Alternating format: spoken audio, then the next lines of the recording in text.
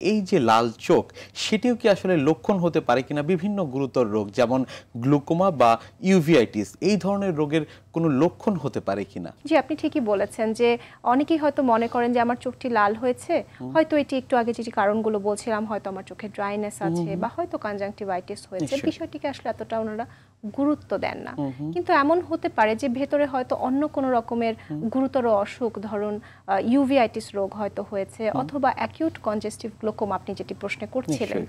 যে ইউভিআইটিস রোগটি আপনি জানেন যে আমার চোখের ভেতরে আমাদের যে ইউভিয়া বলে যে স্ট্রাকচারটা থাকে, আমাদের চোখের 3টা লেয়ারের মধ্যম যে লেয়ারটা ভ্যাসকুলার লেয়ার, সেটার যে ইনফ্লামেশন বা প্রদাহের যে অসুখটি, সেটি কিন্তু ইউভিআইটিস, এবং সেটি খুবই গুরুতর একটি অসুখ, এবং এটি যদি সময় মতন চিকিৎসা না করা যায় তাতে কিন্তু রোগীর দৃষ্টিশক্তি একেবারেই কমে যেতে পারে। তাছাড়া আমি গ্লোকোমার কথা বলছিলাম, একরকম গ্লোকোমা আছে যেটিকে আমরা বলি আসলে বন্ধকোণ বিশিষ্ট গ্লোকোমা। তো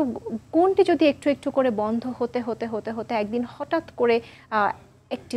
অ্যাকিউট অ্যাটাক হলো এবং প্রচণ্ড চোখ লাল নিয়ে ব্যথা নিয়ে রোগী আমাদের কাছে বমি করতে করতে পর্যন্ত আমাদের কাছে আসেন, এবং অনেকেই মনে করেন যে হয়তো বা এটি পেটের কোনো অসুখ বা মাথা ব্যথা করছে, হয়তো অন্য কোনো রকম অসুখ, পরে দেখা যাচ্ছে যেটি আসলে গ্লোকোমা থেকে ওনার প্রচণ্ড চোখ লাল হয়ে ব্যথা হয়ে ওনার এমনটি হচ্ছে, এবং সেটি কিন্তু একটি দৃষ্টিশক্তি চলে যাওয়ার মতন একটি অসুখ, এবং এটিকে যদি আমরা দ্রুত গতিতে অ্যাড্রেস না করি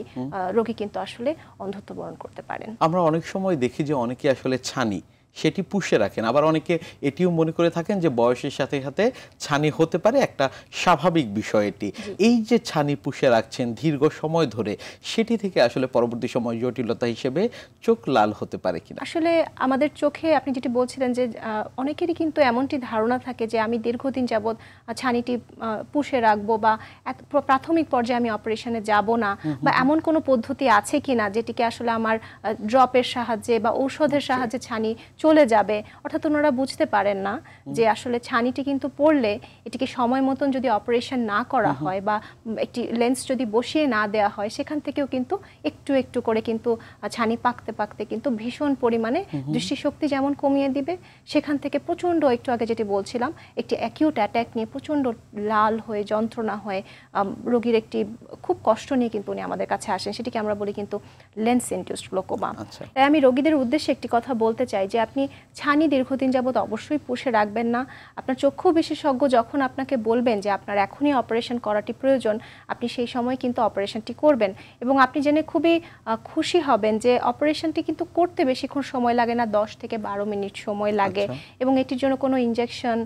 দেওয়া লাগে না অপারেশনের আগে, এবং অপারেশনের সময় কোনো রক্তপাত বা সেলাই বা এমনকি অপারেশনের পরে কিন্তু কোনো ব্যান্ডেজেরও প্রয়োজন হচ্ছে না। অর্থাৎ এটি খুবই রোগী বান্ধব বা পেশেন্ট ফ্রেন্ডলি একটি সার্জারি, এবং সেই জন্যই কিন্তু আসলে সঠিক সময়ে একজন রোগীর ছানি অপারেশন করাটি খুবই জরুরি বা গুরুত্বপূর্ণ।